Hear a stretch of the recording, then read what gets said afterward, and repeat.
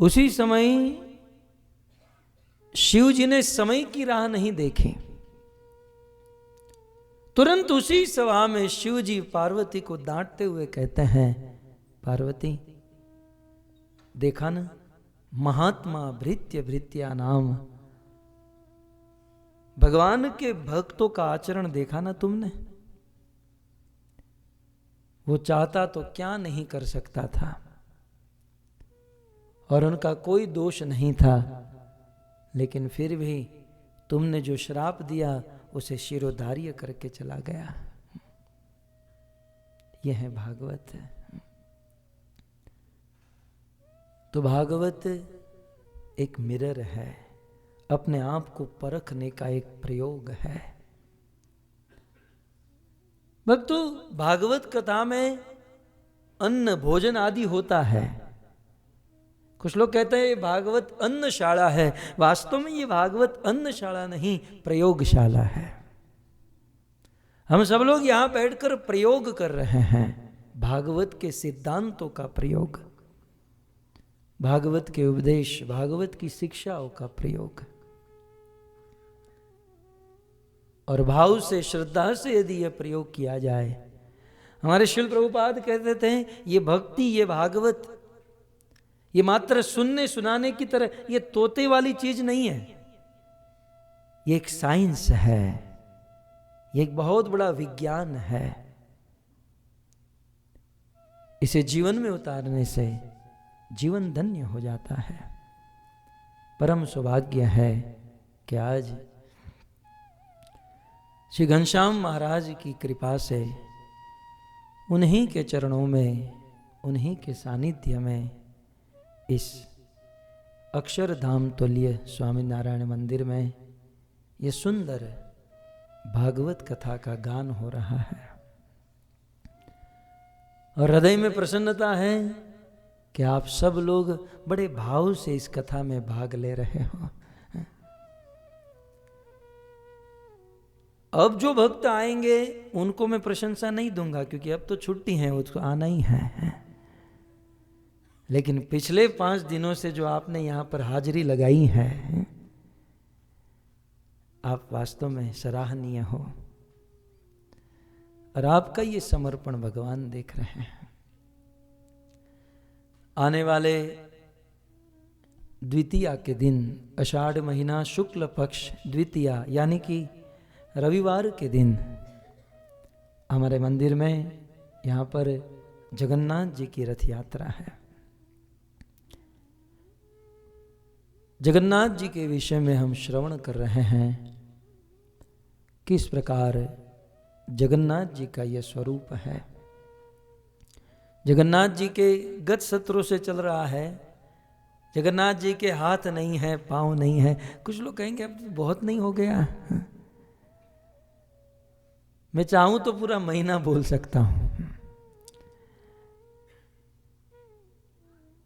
और एक आचार्य की बात मैं आपके बीच में रखूं कि जगन्नाथ जी के हाथ और पांव क्यों नहीं है। जगन्नाथ जी के कान नहीं, हाथ नहीं, पांव नहीं, क्यों? भगवान जगन्नाथ अपने हाथों को प्रकट नहीं किए, पांव को नहीं किए, कान को प्रकट नहीं किए। इससे वह दिखाना चाहते हैं, एक आचार्य का ये भाव है, इससे वे दिखाना चाहते हैं कि मैं विराट पुरुष मैं ही हूं। ये विराट स्वरूप जो है वो मैं ही हूं।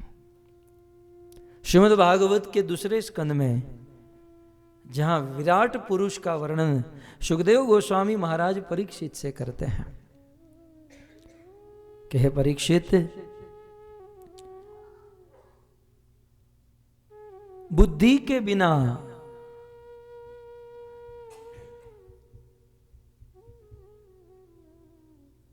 ये धरती जो है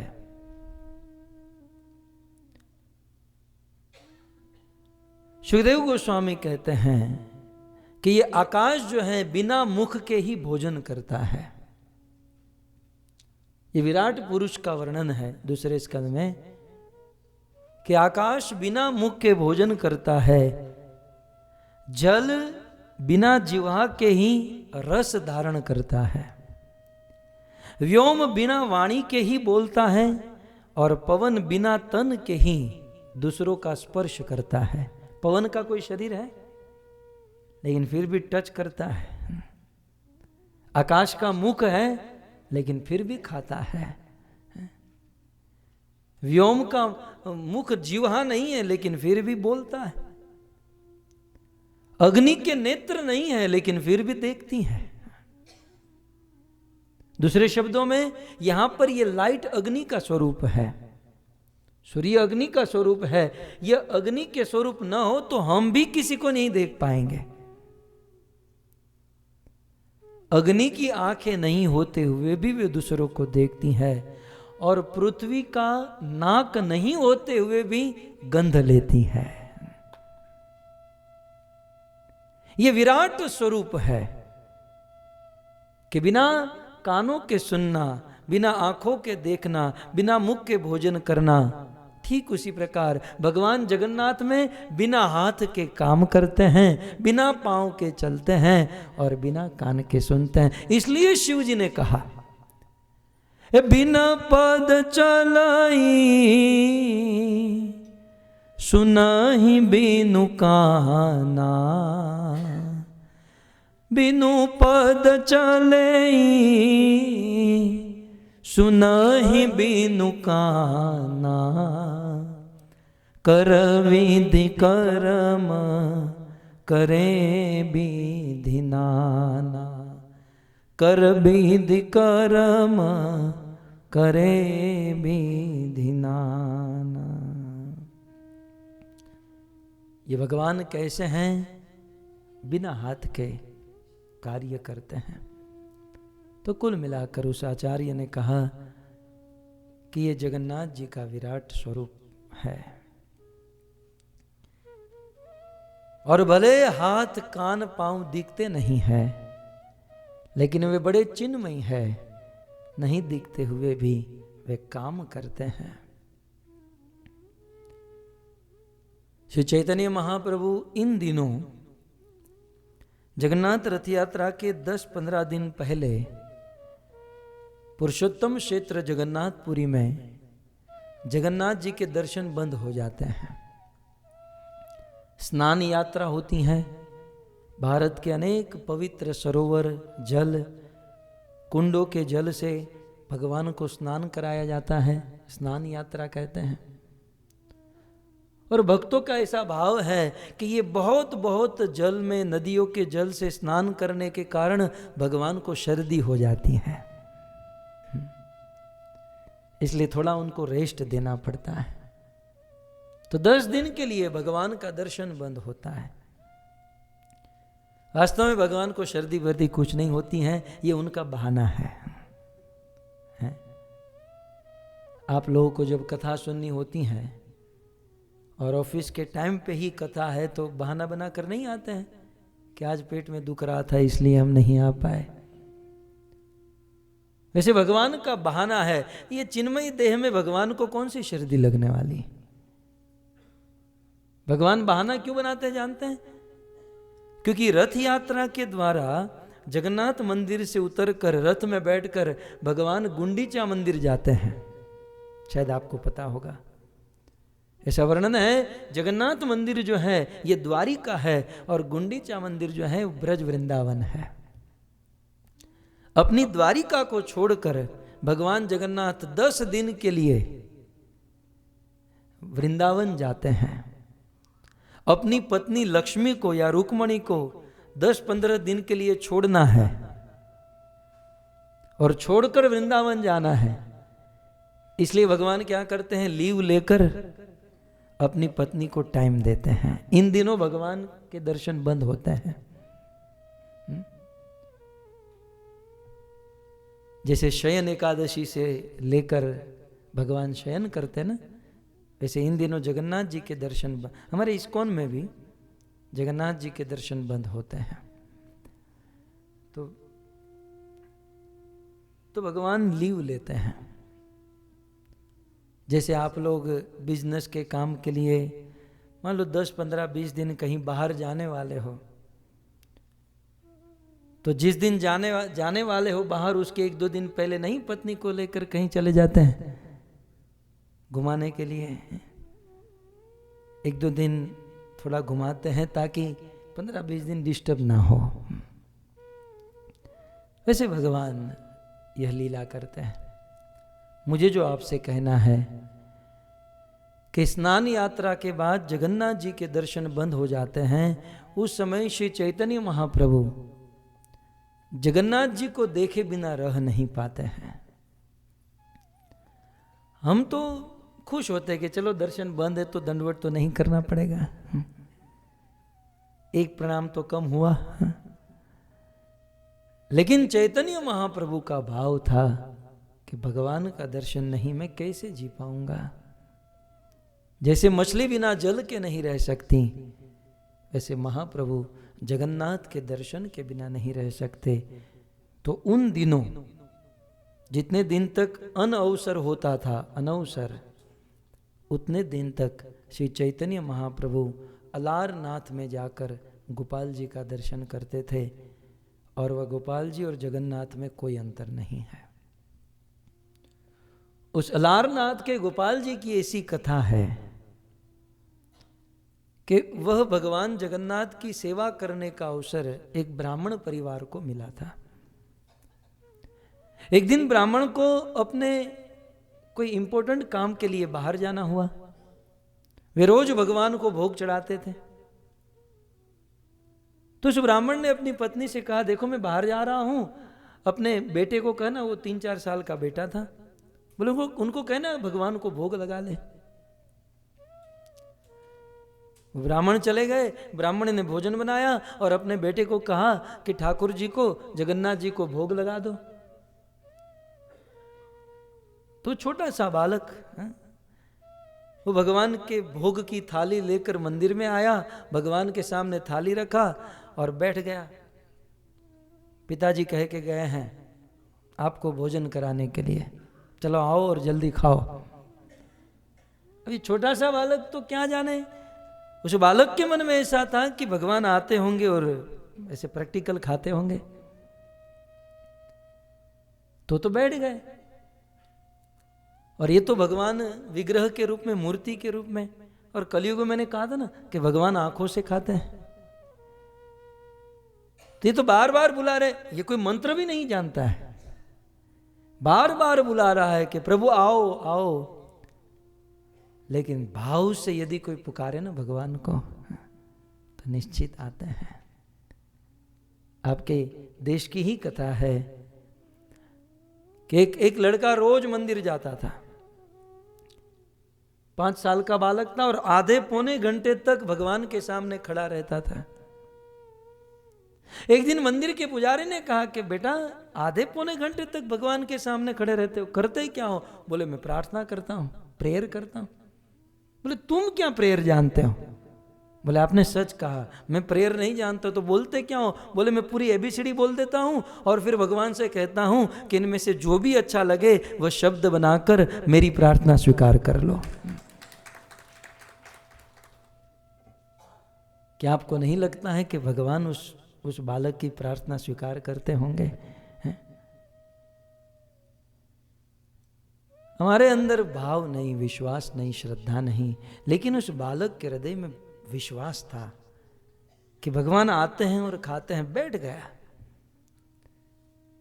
और बड़े भाव से, विश्वास से भगवान को पुकारा और भगवान जगन्नाथ प्रकट हो गए और उनके सामने बैठकर खा गए,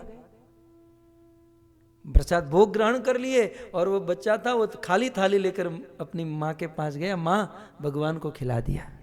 माँ तो देखती रह गई, बोले तू झूठ बोल रहा है, भगवान ने नहीं खाया, तूने खाया है। बोले नहीं माँ, भगवान आए और उन्होंने खा लिया। दूसरी बार दिया तो दूसरी बार भी खाली थाली लेकर आया। अब तो पूरा डाउट गया कि ये लड़का झूठ बोल रहा है। वो ब्राह्मण घर पर आए, उनको भी बताया गया, बोले ऐसा हो ही नहीं सकता। अब की बार क्या किया, वो थाली में भोजन भोग दिया और पति पत्नी दोनों छिप गए और एक खिड़की में से देख रहे थे कि ये क्या हो क्या रहा है। और ये भगवान के सामने बैठकर पुकारने लगा, आ जाओ। तो वास्तव में साक्षात श्री जगन्नाथ जी प्रकट हुए और उस भोग को ग्रहण किए। कहने का अर्थ यह है कि चरण न होते हुए भी भगवान आते हैं, खाते हैं। एक दिन उस बालक ने गरम गरम खीर भगवान को खिलाई। अलारनाथ में, जगन्नाथपुरी से लगभग 15-16 किलोमीटर दूर है ये स्थान। गरम गरम खीर खिलाई। जैसे एक साधारण बालक, हम लोग गरम गरम पदार्थ खाते हैं तो मुंह जल जाता है, वैसे वे खीर भगवान खाने गए तो उनका हाथ जल गया और थोड़ा सा यहाँ पर जल गया। आज भी वह निशान आप अलारनाथ में जाकर देख सकते हैं, प्रमाण है। यह है जगन्नाथ की लीला। ऐसी अनेकों लीला है।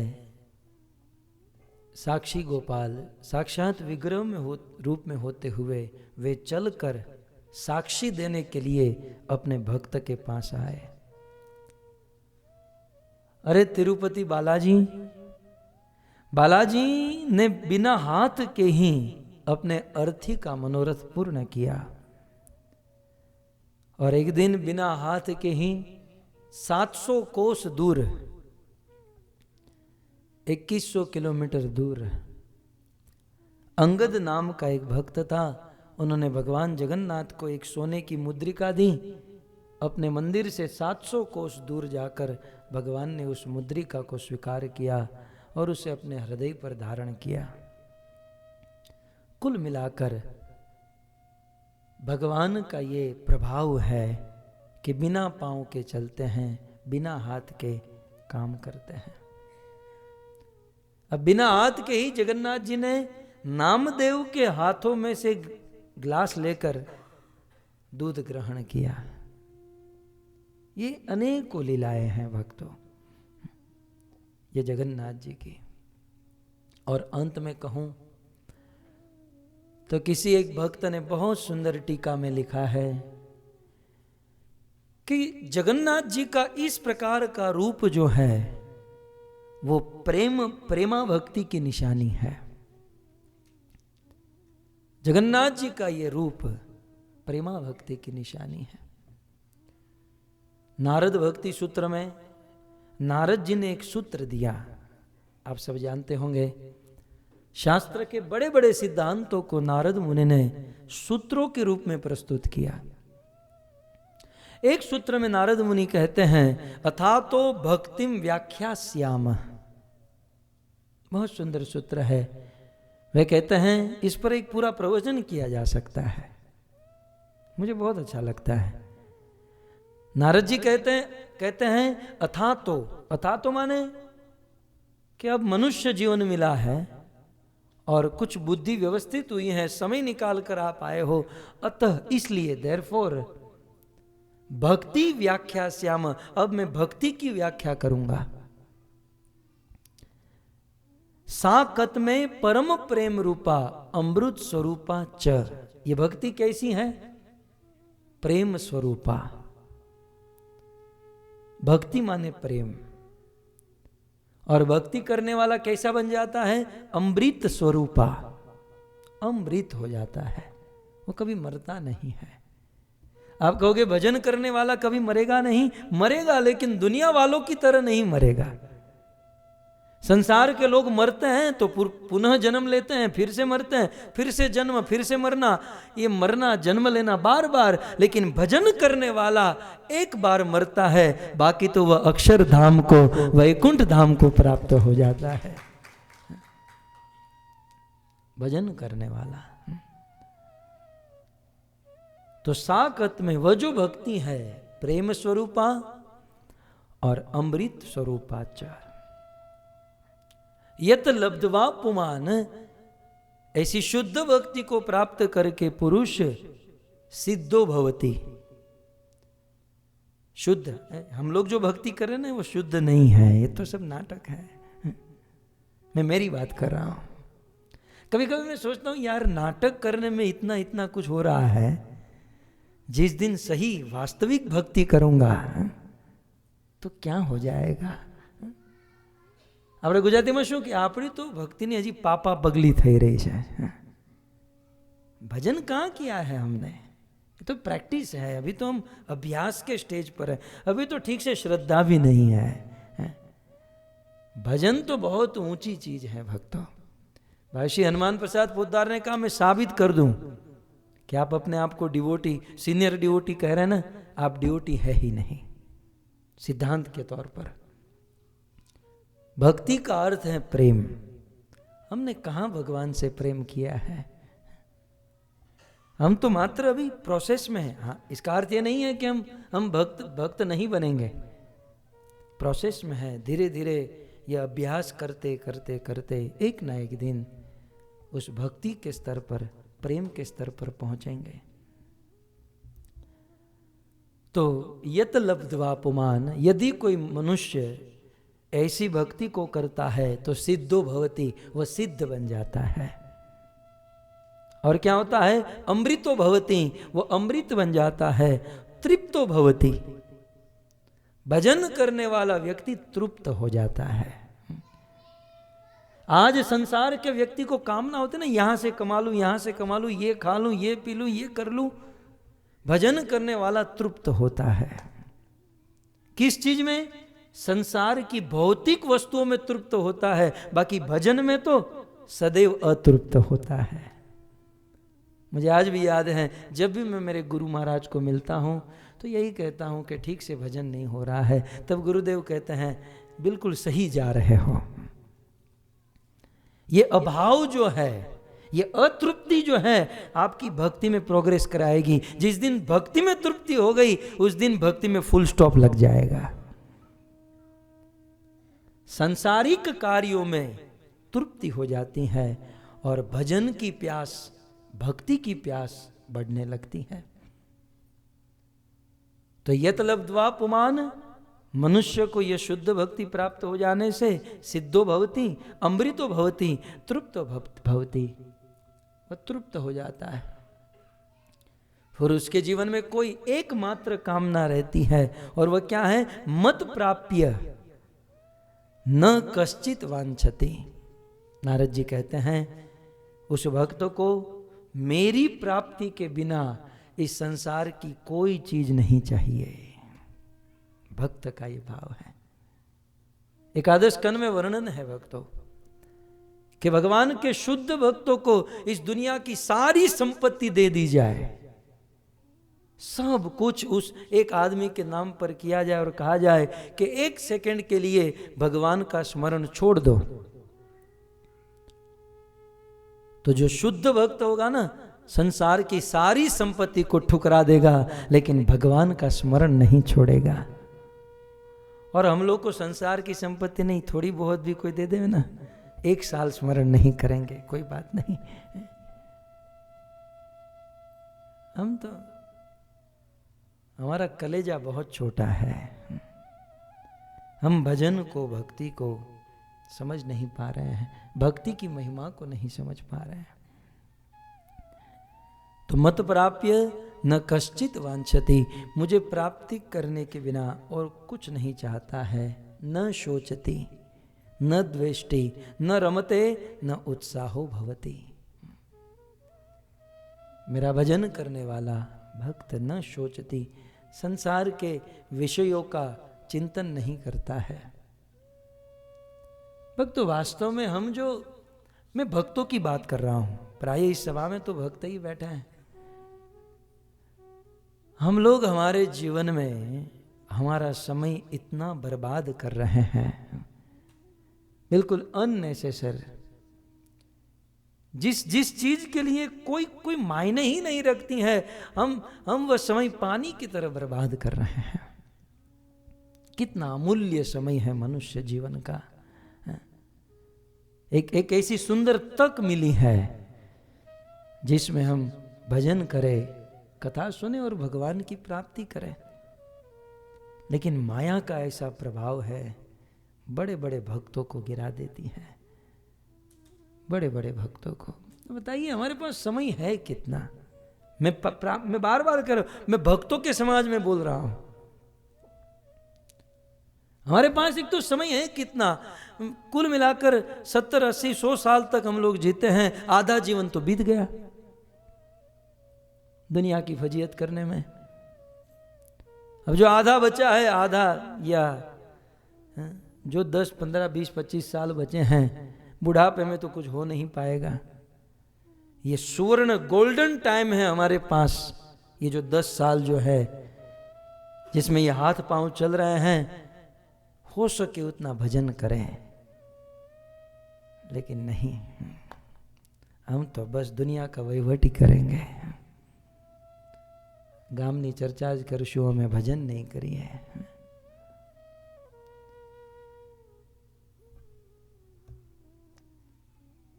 यदि हम समय की मर्यादा को नहीं समझेंगे ना, तो ये समय की चोट बहुत कठिन है भक्तों। हमारे गुजरात के संत ने बहुत सुंदर कहा, कठण चोट छे काळनी रे मरण, मोंघेरो मार, कंईक राणा ने कंईक राजिया, हे मेली चाला छे संसार, हेते हरि नो रस पीजिए, हेते हरि नो रस पीजिए। ये काल की चोट बहुत बहुत मजबूत है, ये किसी को नहीं छोड़ती है। उस भक्त ने बहुत सुंदर आगे कहा, माली वीणे छे रूड़ा फूलड़ा रे, कणियों करे छे विचार, आज नो दीन रणियामणो, हे काले आपड़े शीरधार, हेते हरि नो रस पीजिए, हेते हरि नो रस पीजिए। कठिन चोट छे काल। वो दृष्टांत देते हुए कहते हैं कि बगीचे में एक माली फूल चुन रहा है, लेकिन जो कलियां है वो सोच रही है कि आज ये माली इस फूल को तोड़ रहा है, लेकिन हमारे सिर पर भी तलवार लटक रही है। आज इनकी बारी है तो कल हमारी बारी है। आज ये फूल गया तो कल हम जाएंगे। कितना बड़ा आश्चर्य है इस संसार में कि आदमी देखता है कि हमसे बड़े मर रहे हैं।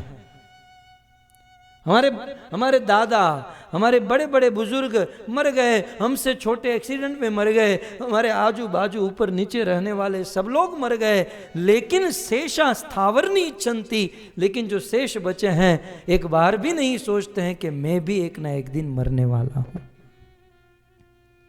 एक बार भी नहीं सोचते। जीवन में और कुछ मिले या न मिले, लेकिन मृत्यु अवश्य मिलेगी। और बुद्धिमान व्यक्ति मरने से पहले भजन कर लेता है। और ऐसा भी निश्चित नहीं कि मृत्यु 20 साल के बाद ही आएगी। जिस लोक में हम लोग रह रहे हैं ये मृत्यु लोक है। यहां पर मृत्यु कभी भी कहीं भी कैसे भी आ सकती है। यहां मृत्यु कभी भी कैसे भी आ सकती है। और इसीलिए तो कहा है साथ देती नहीं है किसी का, साथ देती नहीं है किसी का। हिंदी वाला ने खोटो न लागे ने એટલે ગાઉં છું। एक गुजराती में गाया तो एक हिंदी में बैलेंस करना पड़ेगा। क्या भरोसा है इस जिंदगी का, क्या भरोसा है इस जिंदगी। ये सांस चल जाएगी, सांस रुक जाएगी, चलते चलते शमा बुझ जाएगी, जलते जलते नाम रह जाएगा है नाम रह जाएगा आदमी का, क्या भरोसा है इस जिंदगी का, क्या भरोसा है इस जिंदगी का। आदमी मर जाता है और मरने के बाद बहुत अच्छी फोटो फ्रेम बनाते हैं और उसमें उस आदमी का फोटो लगाते हैं और फिर नीचे लिखते हैं कि स्वर्गवास, सीधा नरक में गया है, लेकिन लिखते हैं स्वर्गवास। जीवन भर भजन नहीं किया, पाप किया, नरक में गया, लेकिन लिखने के लिए तो लिखते ही हैं कि हमारे पूज्य श्री स्वर्गवास गए। नाम रह जाएगा, अंत में क्या नाम रहेगा वो फोटो फ्रेम पर। 2-5 दिन बच्चे हार माला चढ़ाएंगे, फिर वह भी बंद कर देंगे। कहने का अर्थ यह है, जो शुद्ध भक्त होता है ना, वो समय पर विचार करता है। बहुत सुंदर लिखा, न सोचती। अरे सांसारिक कार्यों में तो अपना जीवन नहीं बिताता है, मन भी नहीं लगाता है। हाथ पांव तो भौतिक वस्तु के लिए हाथ पांव तो चलाता ही नहीं है, साथ ही साथ अपना मन भी भौतिक वस्तुओं में नहीं लगाता। भक्त बड़ा बुद्धिमान होता है। यदि हम भक्त हैं तो इन बातों को हमें समझना चाहिए और इन बातों को हमारे जीवन में उतारने का प्रयास करना चाहिए। कहते हैं न शोचती न द्वेष्टति न रमते न उत्साहो भवति। भक्त को भौतिक वस्तु में कोई उत्साह नहीं होता है।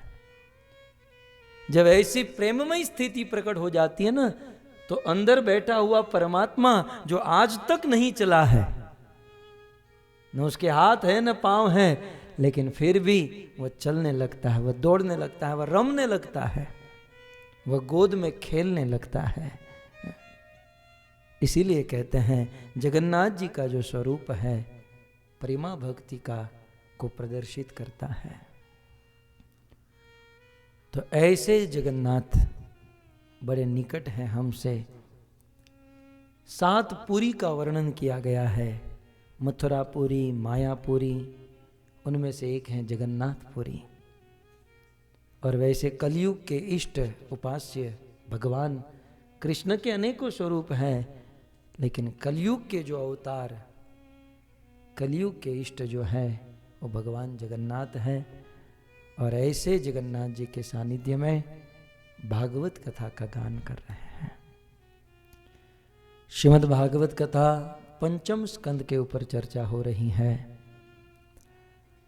और कथा के दौरान भगवान ऋषभ देव के द्वारा दिया गया उपदेश हम सब लोग सुन रहे हैं। भगवान ऋषभ देव अपने पुत्र को उपदेश दे रहे हैं। गत सत्र में बहुत सुंदर तरीके से यह वर्णन किया गया भगवान ऋषभ देव के द्वारा कि मनुष्य जीवन, पहले तो कहा कि यह मनुष्य जीवन बहुत दुर्लभ है और ऐसा दुर्लभ मनुष्य जीवन आज हमें सुलभ हुआ है, यह भगवान की बड़ी कृपा है और ये हमारा भाग्य है। और ऐसे सुंदर मनुष्य जीवन को प्राप्त करके भोग नहीं भोगतना है। ये मनुष्य जीवन भोग भोगने के लिए नहीं मिला है, तो किस लिए मिला है? तो बहुत सुंदर अनेकों शास्त्र के प्रमाण और ये सब देते हुए यहाँ पर सिद्ध हुआ कि मनुष्य जीवन तपस्या करने के लिए मिला है। फिर यह भी चर्चा हुई कि कैसी तपस्या, तो कहते हैं तपो दिव्यम, दिव्य तपस्या करने के लिए, अर्थात भगवान विष्णु के लिए तपस्या करना, यह मनुष्य जीवन का उद्देश्य है। क्या मिलेगा विष्णु की तपस्या करने से? अन्य भगवान राम कृष्ण या विष्णु को छोड़कर अन्य किसी की भी तपस्या करेंगे, छोटी मोटी इच्छाएं पूर्ण होगी, लेकिन हृदय शुद्ध नहीं होगा। परंतु विष्णु की तपस्या करने से हृदय शुद्ध हो जाएगा। हृदय शुद्ध होने से क्या मिलेगा? तब अंत में कहते हैं हृदय शुद्ध होने से जिस सुख को हम करोड़ों करोड़ों जन्म से ढूंढ रहे हैं, हम भटक रहे हैं, अनेकों शरीर प्राप्त कर रहे हैं, 84 की योनियों में घूम रहे हैं, जिस चीज के लिए वह ब्रह्म सुख, वह नित्य सुख हृदय शुद्ध होने से मिलेगा, अर्थात भगवान विष्णु की भक्ति करने से मिलेगा। उनके पुत्रों ने पूछा तो ये भक्ति कैसे मिलेगी? इसका उत्तर देते हुए भगवान ऋषभ देव ने कहा, महत् सेवा द्वार आहूं विमुक्ते तमो द्वारम योषि तासंगी संगम महांतस्ते समचिता प्रशांता सुमन्यवसु हृद साधुवो ये। भगवान ऋषभ देव कहते हैं कि भक्ति मिलेगी एकमात्र महात्माओं की सेवा करने से, साधु संतों की, महात्माओं की सेवा करने से भक्ति मिलेगी। और इसके अनेकों प्रमाण मैंने आपको दिए थे। गत सत्र में शबरी की बात हो रही थी। जीवन भर तक शबरी ने महात्माओं की सेवा की। वैसे शबरी का पूर्व जन्म किसी राजा की कन्या के रूप में था, ऐसा हमने सुना है। राजकन्या थी और उस समय शबरी वह राजकन्या साधु संगति करना चाहती थी, लेकिन रिस्ट्रिक्शन हुआ करता था। एक दिन प्रयाग में जाकर अपना देह त्यागते हुए शबरी ने भगवान से कहा कि दूसरा जन्म राजा के घर पर नहीं, किसी दरिद्र के घर पर मिले ताकि आपका भजन कर सको। भक्तों, कितना भी धन हो लेकिन भजन ना हो, भक्ति ना हो, तो वो क्या काम का है? भागवत की कुंती ने कहा, जन्म ऐश्वर्य श्रुति श्रीभी एदमान मदह पुमान नैवा हत्यमि धातुम वे त्वाम अकिंचन गोचर। कृष्ण, आपको मुझे देना ही है तो मुझे दुख दीजिए। विपद संतु न शश्वत तत्र तत्र जगत गुरु, मुझे दुख चाहिए। क्योंकि जिसके पास सुख है, धन है, संपत्ति है, वे कहां मंदिर में आकर भागवत सुन सकता है? धन का अभिमानी आदमी कहां नीचे बैठकर भागवत सुन सकता है? नहीं, भजन नहीं कर सकता है। तो जो धन अभिमान उत्पन्न कराए हैं, जो ज्ञान, जो धन भगवान से दूर कराए, वह धन का क्या काम? वह तो आदमी का पतन कराने वाला होता है। उससे तो दरिद्रता अच्छी है। ऐसा शबरी ने कहा, भगवान से वर मांगा, इसलिए उस राजकन्या का दूसरा जन्म शबर कुल में हुआ। उस पशुओं की रक्षा करने के लिए शबरी वन में चली गई, मातंग ऋषि के आश्रम में। उस ऋषि मुनि की सेवा हुई, मातंग ऋषि की मृत्यु हुई और वचन देकर गए थे, शबरी मुझे तो भगवान के पास जाना पड़ रहा है, लेकिन क्योंकि तुमने संतों की सेवा की है, महात्माओं की सेवा की है, इसलिए भगवान चलकर तुम्हारे पास आएंगे। शबरी उस दिन से भगवान की राह देखने लगी। वन में जाती, फल फूल लेकर आती, मार्ग सजाती कि मेरे राम आएंगे। सुबह से लेकर शाम तक शबरी राह देखती, लेकिन भगवान नहीं आते। आप लोग वक्ता के 5 मिनट देरी आने में भी कितनी प्रॉब्लम हो जाती है, जानते ना? 5 मिनट भी यदि कोई देरी से आया तो आदमी लाल पीला हो जाता है। पूरे दिन तक भगवान नहीं आते थे। दूसरे दिन उतने ही उत्साह से शबरी वन में जाती, फल फूल तोड़कर लाती, मार्ग सजाती, लेकिन भगवान नहीं आते। तीसरे दिन उतने ही उत्साह से। ऐसे करते करते शबरी के जीवन में 60 साल बीत गया, लेकिन शबरी के जीवन का उत्साह नहीं बीता।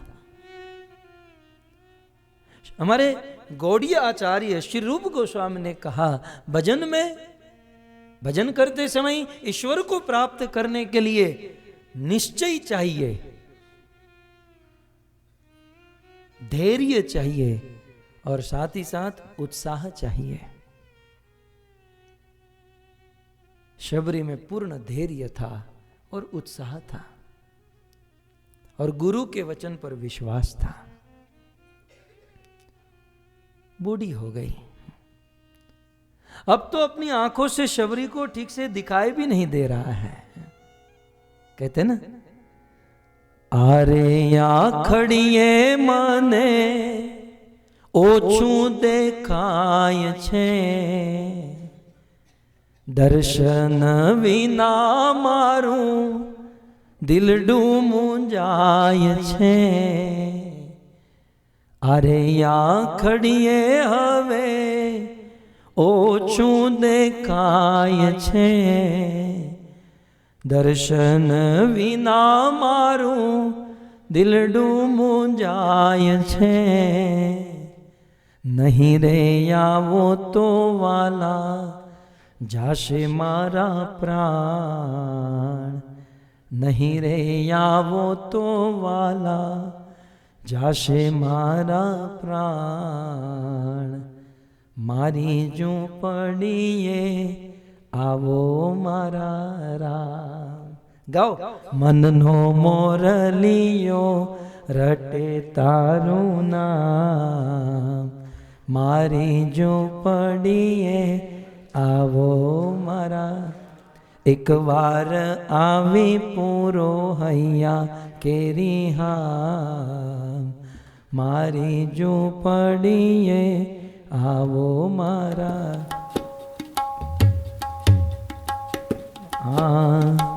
मननो मोरलियो रटे तारू नाम, मारी जो पड़िए आवो मारा राम। गाइए।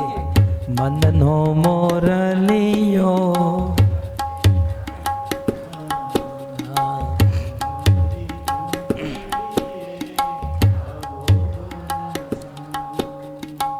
एक बात बताऊं, शबरी बैठे बैठे नहीं गा रही थी। यदि हम चाहते हैं कि भगवान रामचंद्र शबरी की झूपड़ी पर आए, वैसे हमारे पास भी आए, तो 3 मिनट के लिए खड़े होकर भाव से राजा राम राम राम, सीता राम राम राम, राजा राम राम राम, सीता राम राम राम, राजा